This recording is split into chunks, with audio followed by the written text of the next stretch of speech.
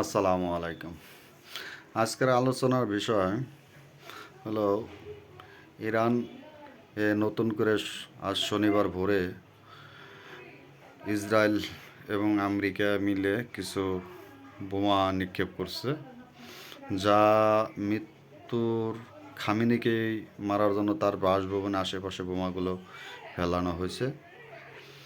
যদিও খামেনিকে মেরে ফেলাই দেওয়ার জন্য তাদের পরিকল্পনা রয়েছে, তাদের যে গোয়েন্দা সংস্থাগুলো আছে, গোয়েন্দা সংস্থাগুলোর ভিতর থেকে তাদেরকে তথ্যগুলো সংগ্রহ করছে এবং স্যাটেলাইটের মাধ্যমে বিভিন্ন মাধ্যমে তারা সংগ্রহ করছে খামিনি কখন কোন জায়গায় থাকেন সে হিসেবে তারা বোমা নিক্ষেপ করবেন।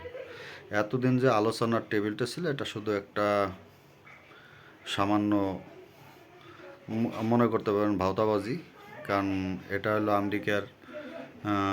এবং আমেরিকার এটা পুরাতন অভ্যাস।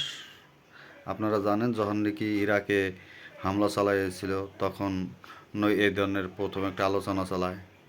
তারপরে যখন নাকি গাদ্দাফিকে গাদ্দাফি লিবিয়াতে হামলা চালায় তখন এরকম একটা আলোচনা চালায়। এই আলোচনায় তারা মেনলি কথা হলো আলোচনার মাঝখান দিয়ে তারা তাদের পরিকল্পনাগুলো বাস্তবায়ন করে নেন, এমনকি তাদের সমরাস্ত্রগুলো জায়গায় জায়গায় বসেন এবং সকল তথ্যগুলো নিয়ে নেন। আর এই আলোচনার মাধ্যমে আরও একটুই হয়, তারা যদি কোনো দেশ ভিজিটে যায় তখন কী করে সমস্ত কিছু দেখে এসে এবং এটার উপরে আরও একটু গবেষণা ভালো করে চালিয়ে তারপরে ওই দেশের উপর আক্রমণ চালায়। যাই হোক, আজকে শেষ রাতে আবার খামিনের উপরে তার বাসভবনের আশেপাশে হামলা চালালো এবং তার সাথে ইসরায়েল। আসলে শোনান, আমরা আমাদের দেশে যতগুলো মুসলমান রাষ্ট্র আছে, মুসলমান রাষ্ট্রগুলো আসলেই কেমন জানি একটা বেধর্মী রাষ্ট্রের চেয়েও নিষ্ঠুর। আজকে তারা এক দেশ আক্রমণ চালাইলে দেশগুলো তার পাশে এসে দাঁড়ায়। দেখেন আজকে ইরানের পাশে, ইরানরে যখন নাকি আক্রমণ চালাবে তখন চালাচ্ছে বা করতেছে, তার মাঝখানে আপনার সৌদি চুপ, তারপরে বিভিন্ন পাকিস্তান চুপ, বিভিন্ন দেশ যেগুলো দেশ আছে সেগুলো দেশগুলো চুপ থাকে। আসলে এদের মূল কারণ হলো এরা একতাবদ্ধ বা মুসলমানের যে একতা এটা নাই। তারা ইহুদি বা খ্রিস্টান যারাই আছে তাদের উপরে যায় নির্ভরশীল, তাদের উপরেই খাতের জমায় এক দেশের। ইরান ধ্বংস হয়ে যাক, কোনো সমস্যা নাই, কিন্তু তার দেশ ঠিক থাকুক। এরা বুঝতে পারছেন না যে ইরানের পর যেমন ইরাকে হামলা করার পর মনে করছিল ইরাক ধ্বংস হয়ে যাক, ইরাক ধ্বংস হওয়ার পর লিবিয়া করছে, লিবিয়া ধ্বংস হওয়ার পরে তারপরে আফগানিস্তান করছে, পাকিস্তানে কিছু বোমা হামলা করছে। এখন পাকিস্তান এগুলো শেষ দিয়ে এখন মনে করেন যায় পড়ছে কোথায়, ইরানে।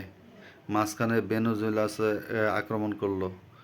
এরা যে দেশকে ধরবে ওই দেশকে শেষ করে দিবে। আর মূল কারণ হলো, এত সাহস পাওয়ার কারণ হলো মুসলমান রাষ্ট্রগুলো কেউই তারা এক হইতে পারছে না।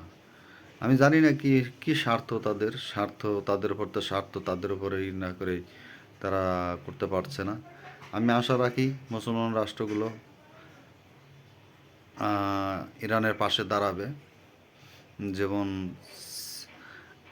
Saudi, Kuwait,